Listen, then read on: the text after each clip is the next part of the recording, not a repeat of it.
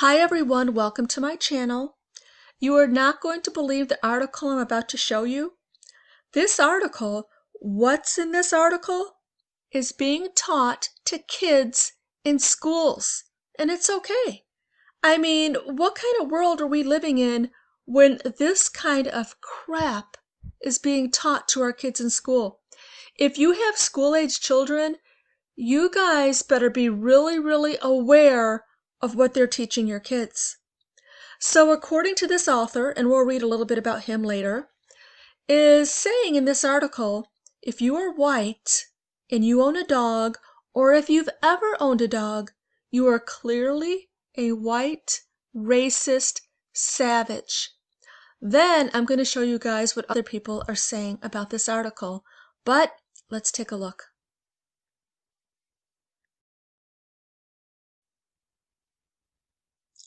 Okay, it starts off. Way back in time, almost 12,500 years ago, the first canines were becoming domesticated. Through toil and hardship, people had earned the trust of our now beloved best friends. The symbolic relationship between dog and woman was very groundbreaking, as humans had never been this close to an animal before. Notice how he said woman instead of man? That's very odd.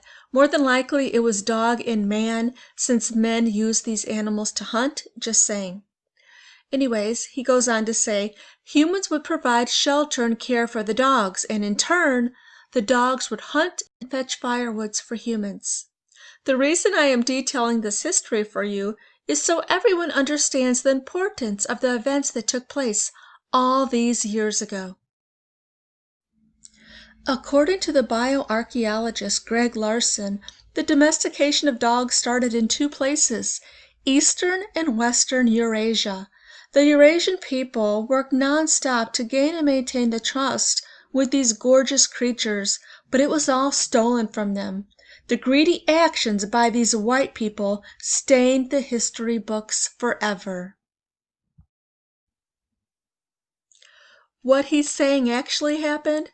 Shortly after the Eurasian people worked so hard to train and bond with wolves, most of them were shipped off and given to the Europeans. These filthy white savages took the work and credit from the Eurasian people and branded these magnificent creatures as their own. The need for white people to claim pre-made and pre-discovered things is not isolated to just this incident. Countless times in history, whites have been caught stealing the work and talent of people of color for their own success. Honestly speaking, we shouldn't be surprised that white people would steal the domestication of dogs as well. Based on historical knowledge, this behavior will not slow down within the white community.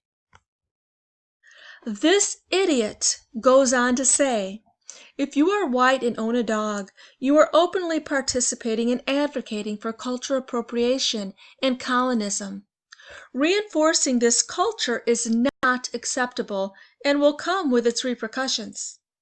Dogs are, and always will be, the living reminder of how tainted our history is as a whole. People of color deserve to exclusively own dogs as a form of restitution for their stolen ancestors' work.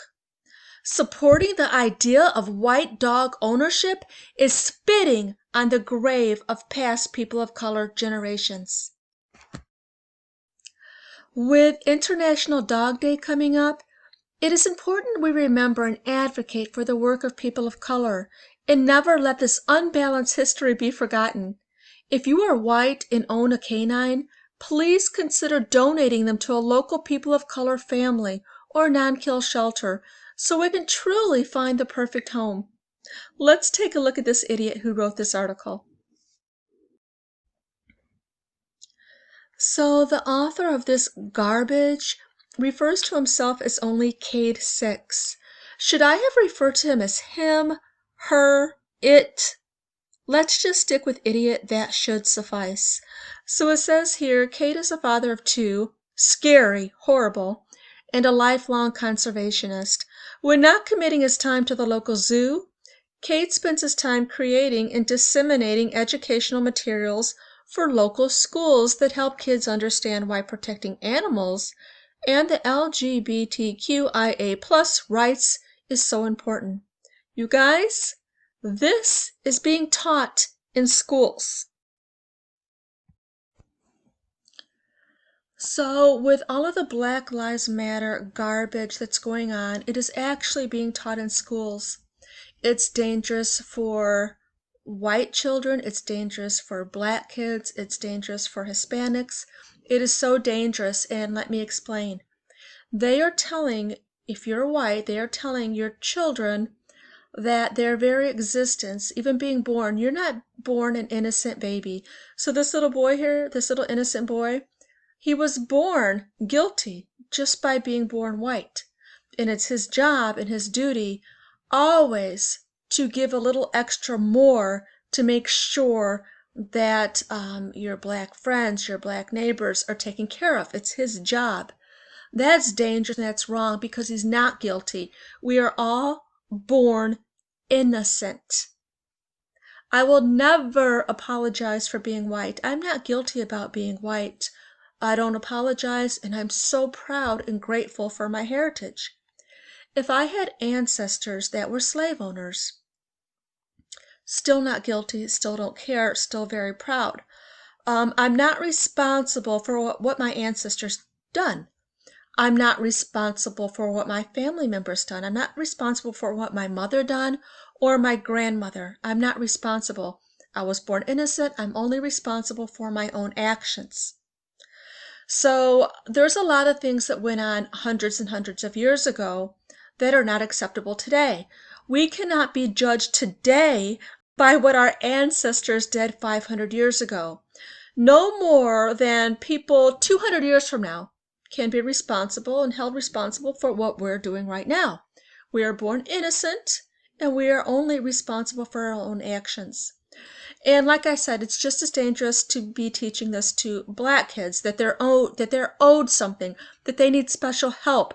It's up to white people to help them and give them and reparations and, special programs. That's dangerous too, because you are telling black children that they are less than. You are. That is what they are teaching them. They are not less than. Just an example. I know this is a broad example, but if you tell somebody that they're ugly and stupid their whole entire life and that they're worthless, they are going to feel ugly and stupid, and they probably will not amount to anything. And that's what they're basically teaching black kids. That's what they're teaching them. You are less than. If you tell somebody they are less than, they're going to think that. If you tell somebody that they are equal and forget about the race, I really do think in schools they should forget about the race. Don't give any special programs to black people. Don't give any special programs to white people. Just give them a level playing ground. That's all we need at this point. I am not going to be responsible for anything that happened hundreds of years ago, and this needs to stop. And if it doesn't stop, there's going to be half the country pulling their kids out of public schools. Where is that going to leave public schools? If my son was of school age right now, he would not be in a public school. He would be in a private school, a religious school, homeschooled. He would not be in the school, and that's your right as a parent. So it's being taught. A lot of kids are going back to school. Black Lives Matter posters all over the place. And you guys have to know, Black Lives Matter is not about black lives. Everybody already knows. Black people's lives matter. That's a given. Nobody has to say otherwise. The organization Black Lives Matter is a whole nother thing. They are for all kinds of just ridiculous things. I will put the link to their website down below, and you can check out the Black Lives Matter website. But enough is enough. This is being taught in our schools. You don't believe it. It's true. It really is being taught in our schools. So if you guys are new to my channel, please leave me a comment down below. And if you're white, let me know if you're going to be putting up your dog for adoption. Leave me a comment down below.